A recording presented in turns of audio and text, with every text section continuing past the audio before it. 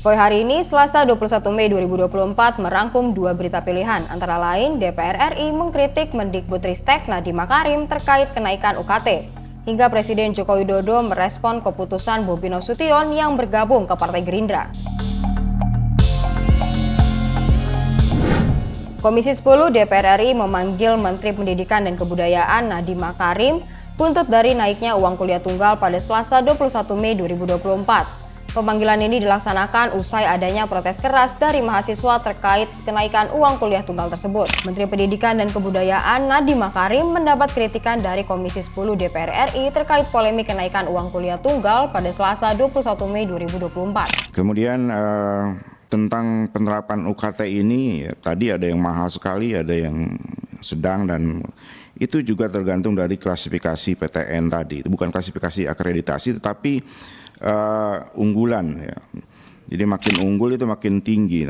Apakah dasar penetapan tadi yang Pak Dirjen sampaikan itu ada masuk unsur itu?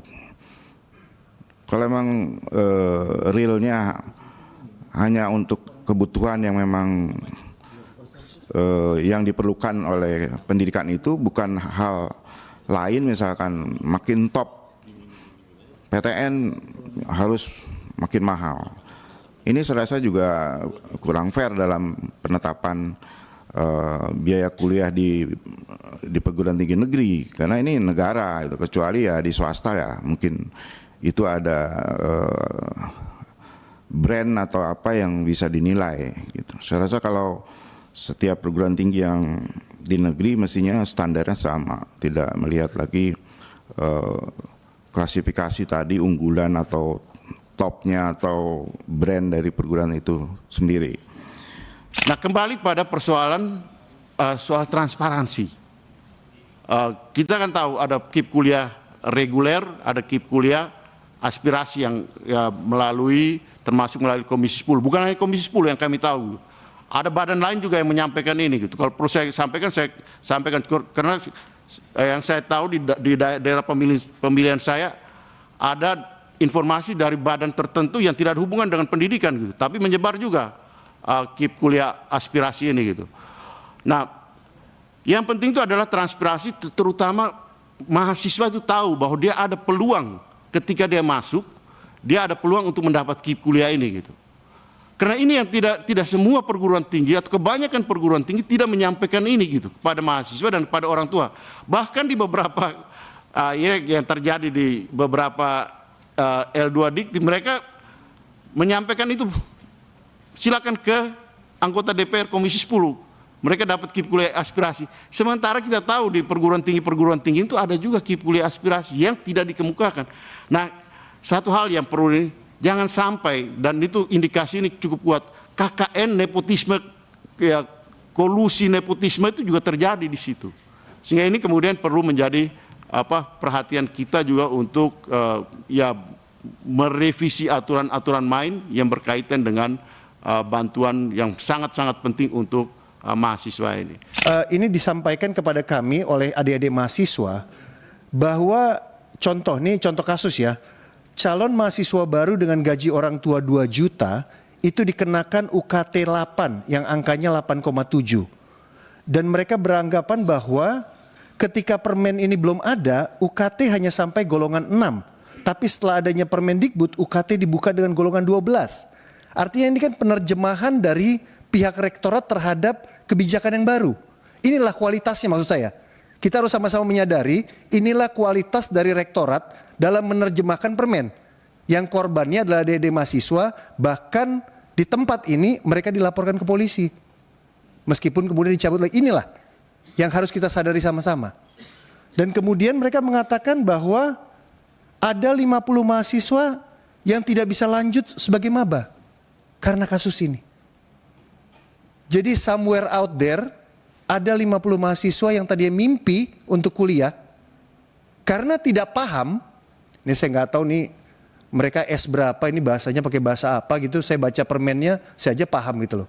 Untuk itu juga saya minta ya kepada kementerian dan jajarannya ini agar iuran pengembangan institusi harus dilakukan dengan memperhitungkan kemampuan orang tua dari mahasiswa baru dalam membayar IP mulai dari golongan 3 sampai golongan 8. Dan juga ini PTN menurut saya perlu diawasi, Saudara Dirjen juga, harus bisa menyediakan ruang banding UKT bagi calon mahasiswa baru yang tidak sanggup untuk membayar UKT di PTN tersebut.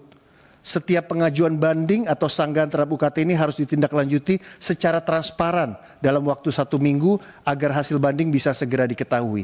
Ini masukan dari bawah ini, ya, bukan pinter-pinternya saya, ya. Kalau kita menyerap aspirasi sebelum acara ini, saya banyak menyerap aspirasi, ini masukan dari bawah, ya. Terhadap hasil banding UKT ini, PTN harus memberikan keringanan cicilan pembayaran terhadap UKT dan potongan UKT dengan persentase tertentu agar orang tua mahasiswa baru bisa tetap melakukan pembayaran dengan lancar.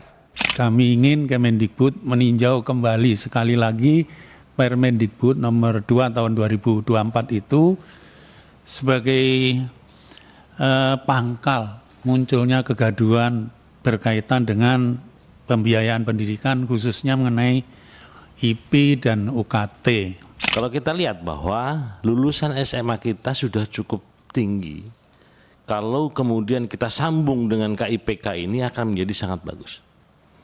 Kita termasuk negara di ASEAN nomor 5 kalau tidak salah yang punya persentase pendidikan tingginya itu masih nomor 5 di ASEAN.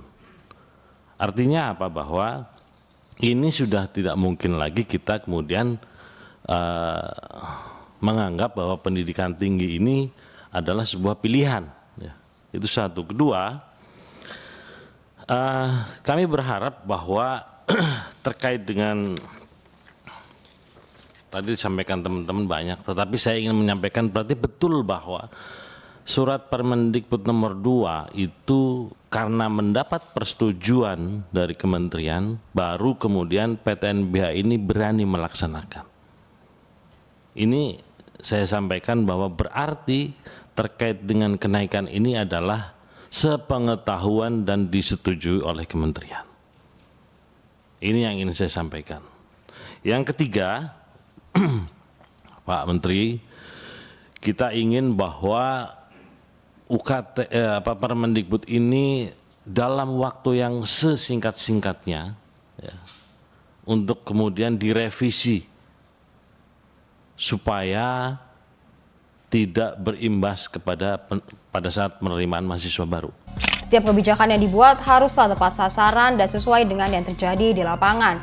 Jangan sampai kenaikan uang kuliah ini berdampak pada masyarakat luas hingga tidak bisa melakukan pendidikan ke jenjang selanjutnya.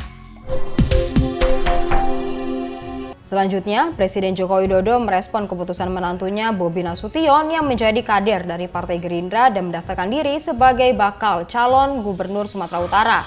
Jokowi enggan berkomentar lebih banyak dan hanya mendoakan yang terbaik bagi suami dari Kahiyang Ayu tersebut. Hal itu disampaikan Presiden Joko Widodo kepada wartawan di Agam, Sumatera Barat pada Selasa 21 Mei 2024. Presiden Joko Widodo menyerahkan keputusan politik kepada Bobi. Jawaban yang sama juga pernah ia sampaikan saat anaknya, Gibran Rakabuming Raka, memutuskan untuk maju sebagai calon wakil presiden pada Pilpres 2024. Jokowi menyebut Bobi bertanggung jawab sendiri atas langkah yang diambilnya karena ia sudah dewasa.